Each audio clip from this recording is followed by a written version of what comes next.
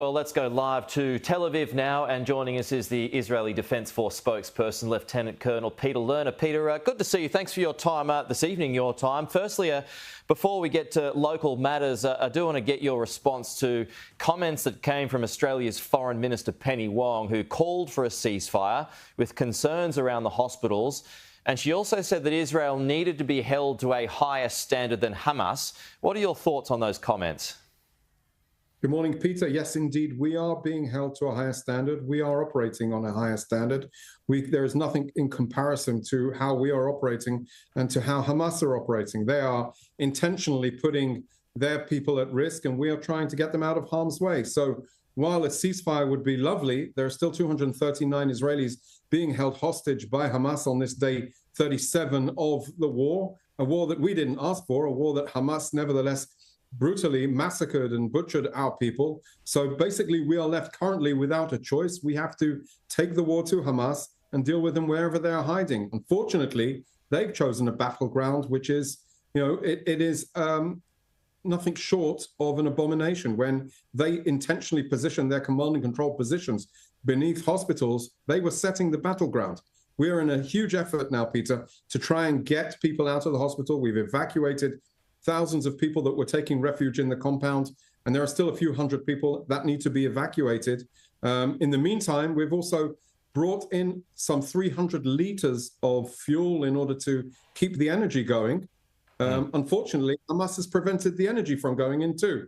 This is the enemy we face. It's a ruthless enemy. What type of ceasefire does this enemy suggest for Israel? Right. I've just on those images, I've just seen those. We've been running them this morning. So 300 litres was dropped off. Why was it refused? Hamas are only interested in death and destruction. There is no decency in them in order to deal with the people of Gaza. If you saw the images of our troops carrying the canisters of fuel, they were doing it under a risk of being shot at, being attacked themselves. But this is what we see is the right thing to do. It is what decent people do. The people of Gaza, we've said repeatedly, are not our enemy. And that is why we're trying to get them out of harm's way. And at this time, trying to get the fuel to the hospital. Okay. Hopefully that somebody in the hospital, the administrator, will wake up and realize that this fuel can benefit the people of Gaza. Is 300 litres enough when thousands of litres are needed? Of course, it's only for the immediate emergency needs. We are in an effort to try and evacuate babies, premature birth babies, out of the hospital, out of the premises.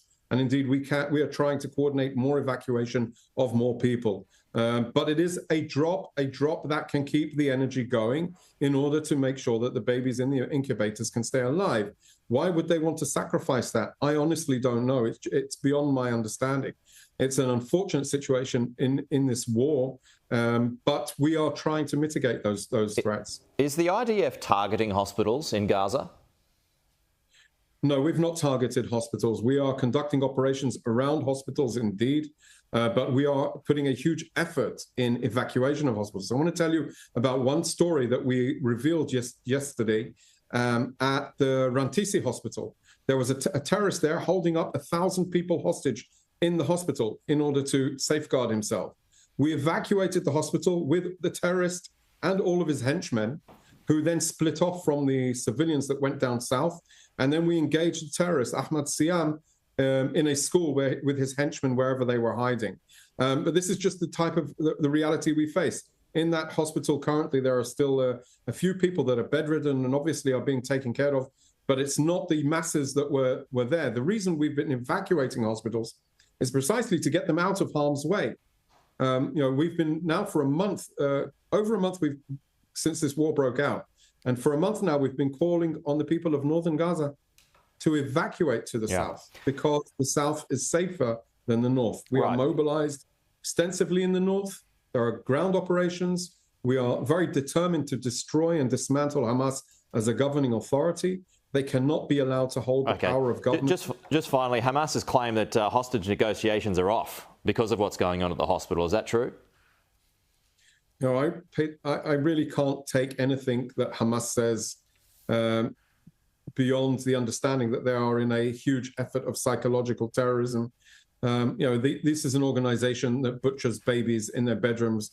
Why should we believe anything they say? Okay, so negotiations are still on. We're utilizing all of our efforts in order to bring home the hostages. Right. That's a national priority. 239, the young hostages, the youngest is 10 months old. They need to be brought home, and they need to be brought home now. Peter, we're out of time, but thanks for your time this morning. That's Peter Lerner there from Tel Aviv.